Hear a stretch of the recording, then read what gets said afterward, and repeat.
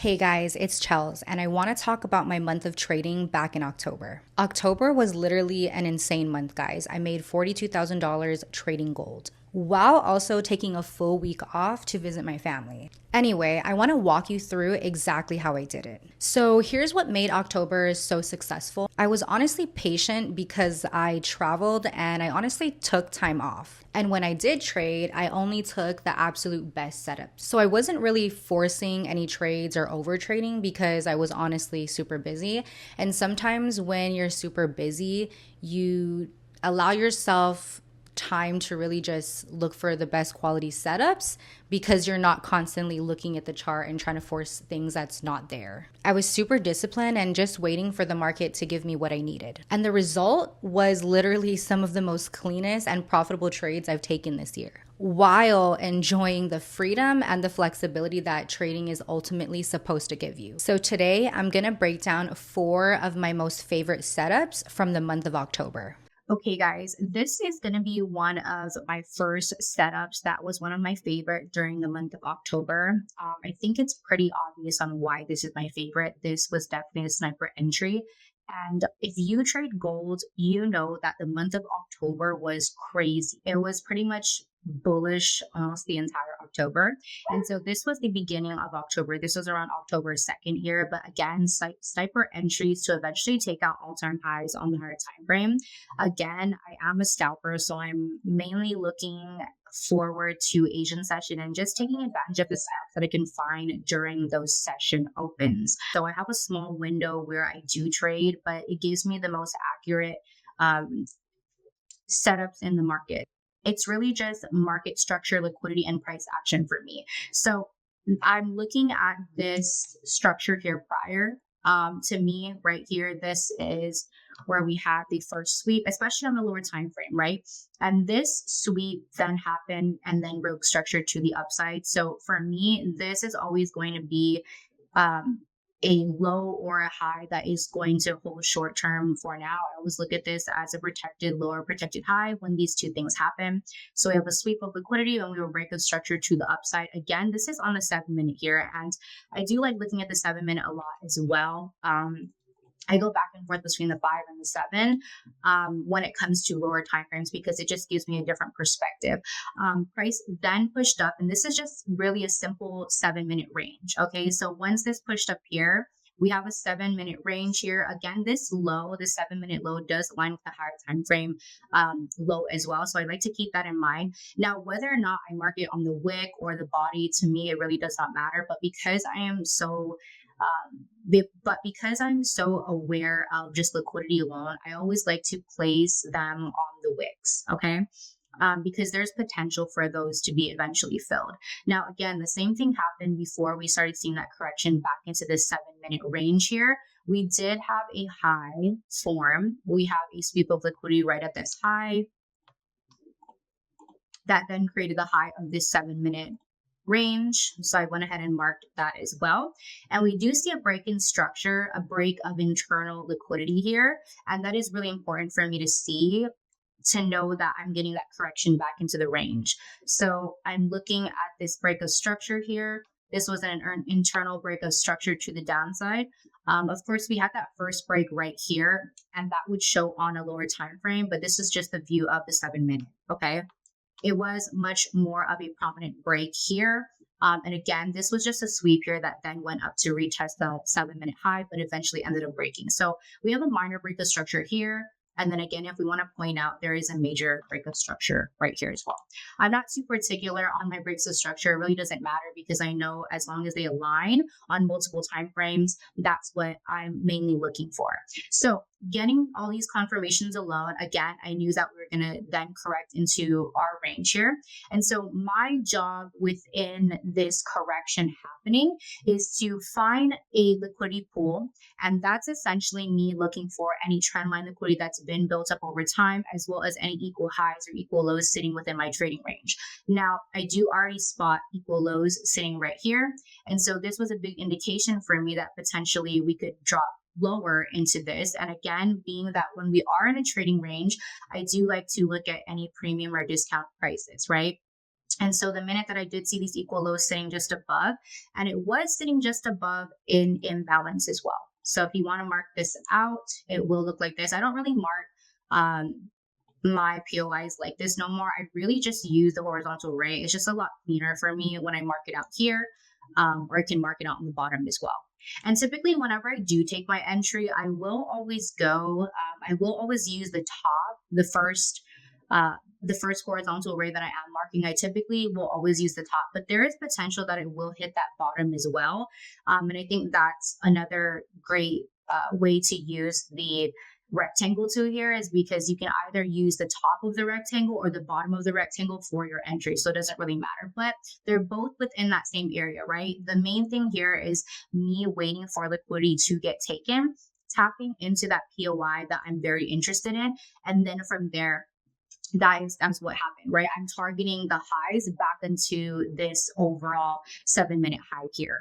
So this was my overall target, but again, I'm scalping. So this is more than enough of the move for me to even take.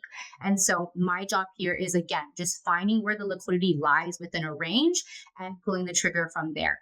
And being that I do trade Asian session, this definitely fell into Asian session as well. Okay. So one thing I'm super big on, again, is the session break. So when we look at how this played out here, we see that I'm always going based off of the last 1 hour candle that happened during New York session and then going from there, right? So once we have that last candle formed from New York, I'm always looking for that manipulation, which the manipulation happened here, which we had that sweep of liquidity.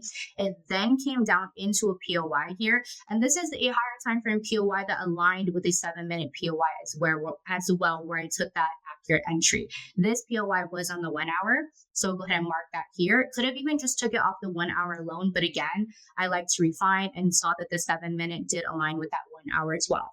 And this was alone the biggest confirmation that I could have taken, all within timing as well. And so that's why I took this trade alone. This was a good sniper entry, like I was saying. So that's the first setup. And what you'll notice is all these different setups, they're different variations, but they're really the same plays that I look for every single Asian session. So this is going to be my second setup of October. And if you notice, again, it's a very, very similar to the first setup as well. I'm telling you, like, if you took advantage of gold buys during October, it would have been probably the best month for you as well. Anyway, so the main thing I like to point out is obviously liquidity, right? So if I'm looking at the higher time frame, and as we know, gold has been just bullish, right? This is when it went on its crazy run, just continuing to break highs. No real pullbacks or no deep pullbacks typically. And I feel like that's the hardest thing when it comes to trading all-time highs sometimes, is when you're expecting a deeper pullback, but you don't really get it. So it was always kind of pulling back into the most recent break of structure.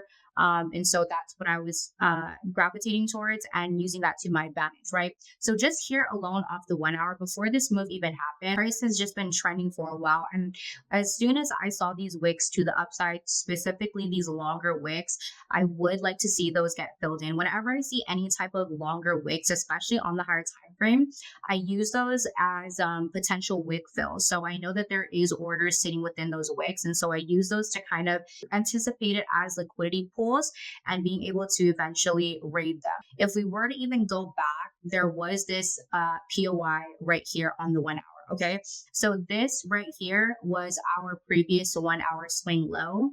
So this was the swing low of the 1 hour. Again, I'm paying attention to the fact that it swept liquidity and we pushed up to the upside. So whenever I see swing lows like this, I'm paying a lot of attention to them, because for me, they're just going to be short-term areas where price should hold for now. As you can see on the 1 hour here, it's not as clear, but when you do drop down to lower time frame, you do see kind of a little bit choppiness and sideward movements here.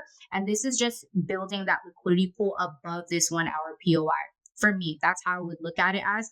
I'm just going to circle the fact that it was equal lows sitting just above another POI. Okay, so these are equal lows, of course. And again, we see that retracement back into the range. We have that liquidity sweep right here, a new high that's been formed of that range. And we do confirm that by an internal break of structure, pushing down to correct into this lower time frame range here, which is the 15-minute, right? I have a 15-minute low sitting right here as well. And so the minute that I saw these lows get rated, I wanted to, again, just wait for a reaction to see if I was going to get that. because we did in fact kind of play around here. So this candle was a little risky for me because at one point it was pushing down pretty heavy, as well as this candle, right? But it did started to exhaust in this area after it did take out these equal lows, and I was able to find an opportunity right here. And as you can see, when you drop down to the lower time frame here, there's not much that you can really refine, especially on the 15-minute here. So when you go to the 7, I believe as you drop in time frame, there's not really much that you can refine, right? Because like when you look at this structure here, what are we really playing off of? I specifically used the 1 hour for this setup. So if we go back to the 1 hour here, it was a lot more clear. And whenever I see a clear point of interest on the higher time frame, I will use it over a lower time frame if I can't refine that area anymore. So of course I'm looking at this right here, specifically this area, right? I'm always marking the area that the equal lows or equal highs stop at, and I will mark just beneath it, okay, every single time. And so I marked this area. And again, this was a good risk reward alone, just off the 1 hour alone, no more than a 25-point stop on gold. Okay. And another thing I want to point out, guys, is again, this is during Asian session. So when we put our session breaks on here, we see that this is the same thing that happened from the first setup here. Okay. We see that we had manipulated New York's high. Price came back into a point of interest within New York's range, and again took advantage of that during Asian session to target highs again. Now, again, I'm a scalper, so obviously overall I want to target the high previously that was created during Asian session, but I ended up just TPing right here at the closest and most nearest high, which price ended up hitting eventually. So that's what I'm looking for every single time, guys. It doesn't look like a big move, of course, but when you play your ranges right and you have the right targets, it's more than likely going to hit every single time. And again, I am showing up to the charts at the same time every single day. That's why these setups are so high probable, is because I'm showing up every single day at the same time. So when you do that, you increase your chances of being able to find the most consistent and profitable setups each and every single time. So this is going to be my third setup for the month of October. Now, this setup was a sell because we started to get that major flush out after a news event on gold. And so then I was able to start favoring sells just because we started seeing lows break on the higher time frame, right? And so in this scenario here, and again, this one was kind of risky. This setup I really did like because everything I was looking for was still there, and timing was a factor in this as well. But it was pretty risky because when we go to the higher time frame here, there wasn't much price action for this setup to go off of, right? Because there was this huge move that happened prior from news events. From a news event. And when price kind of pushed up into this, I had to wait for a lot of confirmation, have a lot of patience on the lower time frame before I even got into this move. And even when I did get into this move, as you look closely here on the lower time frame, it's not like it was a sniper. It's not like it was a sniper catch anyway. Like I kind of entered right. I think it looks better right here. So on the 5-minute, sorry, on the 3-minute, it looked like it was a sniper entry, but it was not. I actually got in with, was it the 7-minute? Actually, I don't know why it looks a little different. Right here on the 7-minute, I actually got in with volume, right? So I actually didn't get in on the top of that sweep, which I typically do. That's how a lot of my entries are, but it really depends on the situation. I will either enter off the liquidity sweep alone, or I will enter off volume. In this case, I did enter off volume here. So again, it's the same thing. When we're looking at this, I'm going to go in the 1 hour here and I'm going to turn the session breaks as well. And you can kind of see that this was during Asian session too, right? So I will let the market do its thing during market open, and I won't start looking for setups until the second or the third hour into it. And so we do see that there was manipulation that happened from the last New York candle here.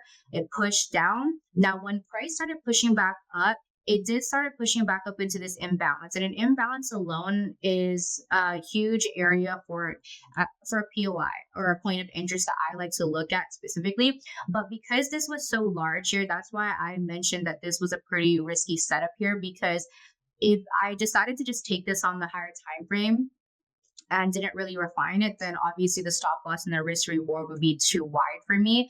And so when I dropped down, as soon as I saw price push up into this imbalance, though, because it was a significant imbalance to me, especially on the higher time frame here, I wanted to take advantage of that on the lower time frame. So I just told myself I'm just going to wait and just be patient when it comes to that. So as soon as price kind of pushed up, I did wait here and drop down to lower time frames to see if I could wait for that sweep of liquidity and to see if we can get some sort of internal break in the opposite direction on the lower time frame. Okay, and that's what we're kind of getting here. It did play around 4,009. And so it was playing around here. There was some choppiness, and that's why I kind of hesitated to get in here because it was pushing up pretty high. And I did think that it was going to eventually break Asian sessions high here. But as soon as I saw it exhausting in this area, we had a clear sweep. And again, I think the confirmation for me to get in on this volume here, especially on the 7 minute, was I waited for the candlestick to close. So I waited for this candlestick to close. I saw a clear sweep here. So we have that clear sweep. I'm going to delete this real quick. We have that clear sweep above previous high right here. And for me, the deciding factor of me wanting to enter was the fact that after this sweep happened, the candlestick body closed below the previous high here. So this body closed below the previous high's wick. And so that tells me that there is some exhaustion happening here and we might not be ready to push higher just yet because that doesn't show me any volume pushing to the upside. And so that was the indication there. And I just waited for this candlestick to close. And then as soon as this closed like this, where we kind of it pushed down and it closed back up, and that body closed right here around 4,006. And so once I saw that, and of course I'm anticipating wicks, right? I always look for wicks to eventually get filled. And so once I saw it close this way, I decided just to enter off the volume. I saw price started pushing here, and I'm like, I'm entering, have stops at high here, and the stop wasn't even much anyway, right? It was 28 points above the most recent high. And so to me, again, it was a pretty risky trade just because of the higher time frame alone, but just based on the structure and the model that I always use, especially during Asian session, this worked out perfectly fine. Again, I don't always get those sniper entries. Sometimes they will get in on volume. And in this case here, this entry was based on pure volume. I'm just using simple areas of breaks of structure where I know for sure price will play back into, and that's where I'll take the profits, right? I definitely could have extended the profits, but I'm happy at the end of the day because I am a scalper and I understand that I'm leaving money on the table, but my job isn't really to be right or wrong in the market. It's really to make money. And so I was really satisfied with this trade here, although it wasn't over 100 points on this setup. I was just happy that this played out very nicely because of the execution, right? Because of how unsure I was of it, but I stayed patient and trusted my system, and it played out exactly how I wanted it to. This looks like another variation of the first two buys that we did have on gold. So this one is simply for the fact that when you can see on the higher time frame here on the 1 hour, right? You can kind of see the run that was happening on gold. Eventually it was going to end up breaking all-time highs again, right? Because of this previous structure, we did break internal structure here, but we ended up holding in around this area, around 39.60. So because we ended up holding here, we didn't continue to break structure, especially these lows to the left. That was a really strong indication that we were going to continue to break all-time highs here. So that was what I was looking at on the higher time frame. Again, going back to the session breaks here on the 1 hour, we do see that the New York candle here, the last New York candle and how it closed, we do see that price opened here, manipulating to the downside of New York's range, then eventually rating the last candle, which is New York's high. Once we did that, we tapped into, there was a little text here into the previous New York's range, but obviously that did not hold just based off the higher time frame context here, right? So I'm sure there was some sellers that were looking for some sells within this area, thinking that we were going to still keep falling here. But again, just looking at the trend overall, this was eventually going to fail. And so I recognize that. Because I've just seen this structure so many times. Like as you've been trading for so long, you tend to look at certain patterns in market structure, and you just know that you have a good idea of whether or not that structure is going to hold or not. So in this case, I didn't want to risk it for any short-term sells on this. Even though I do scalp, I still would like to go with the trend because I'm not trying to get taken out of position and go into break even multiple times before I actually get that entry that I'm looking for. It's frustrating getting into positions as a scalper when you're always hitting break even or stop loss, right? So I just want to make sure that, again, I'm taking the best quality setups that I see when it comes to my session and what I'm currently looking for. So 1 hour showed that. After I saw that break above or price trying to break above on the 1 hour, but again, after that push, the candlestick body closed below the previous high. And so I really pay attention to how candlesticks close. If the candlestick body closes below the previous high, again, that is a sign of exhaustion and we might not be ready to push up just yet. So in this case, it was a short-term high that needed to come down a little bit. And we do have this little imbalance here again on the 1 hour. And so this is what was another significance to me because this is exactly where price tapped into before we started pushing bullish, right? I didn't get this exact entry, of course, because this is on a higher time frame and this risk reward would have been pretty crazy. And so I did drop down to refine that. But honestly, just with the trend alone, this was just a simple break and retest, okay? Break and retest into this area. But when we drop down to the lower time frames here, I did stay patient because, again, I was unsure of this move in general. And so I wanted to wait to see if there would be another retest. So as soon as I saw this on the 1 hour, price did push up. Again, we didn't get that super strong break of structure here. We actually swept liquidity one last time on the lower time frame. And then we started pushing back into the range here. Now, when it left this wick here on the 7-minute and the 15-minute, I'm still, again, looking at that to be filled because of what's happening to the left here with this structure. It's showing me, again, with the trend that we will continue to break all-time highs. That's what I'm mainly looking at. And so when I'm dropping down to the 7-minute, this wick that was formed gave me, again, big anticipation to use that as a higher time frame target or just use it as a target in general for my TP, which I did use it. And so again, just being patient here. This was that 1 hour that had reacted off of the 1 hour imbalance. And as soon as price did that, pushed up, again, wasn't enough to break this previous high, just wicked above it. So I knew that we were going to get some sort of correction and I wanted to take advantage of that correction back into the 7-minute range. And so I'm waiting patiently and we do see, again, a 7-minute imbalance or POI area that I'm looking right here. And that's where I got the entry. And if we drop down lower on the lower time frames too, we can also see that it aligns with every time frame as we drop down. The 5, 3, and the 1 minute, it all aligns perfectly, right? Especially on the 1 minute here too. We can confirm that there was equal lows sitting to the left here on the 1 minute, right? Just above this POI. Just above this POI as well. So this was good confirmation that there was a liquidity pool sitting right here. Price came back down, had a nice reaction right here, and ended up pushing up. There was choppiness when I did enter the trade as well. So it wasn't like it was a perfect trade that had volume and what I typically look for. But that didn't really matter because I knew what the trend was, right? And it wasn't until it did actually ended up breaking this 15-minute high that we did start seeing that those volume pushes going into London and New York. But I was just happy again with what I was looking at during Asian session. This same thing happens over and over and over again. I use it to my advantage and it's given me such a solid quality setup and a system that I can just trust day in and day out, guys. Like, you don't even need to be trading London. You don't need to be trading New York. I trade Asian because it just works with my schedule. And it proves to me time and time again that Asian works and you don't need to catch a lot with it as well. So that is my 4th setup for the month of October. And as you can see, all 4 setups have been consistently the same and looking for the same exact things, just different variations and different ways I'm entering the market and just managing the trade after I enter the market as well. There you go, guys. My 4 most favorite setups that I've taken through the month of October that eventually led to $42,000 in profit for that month. And again, I took a week off with my family, guys.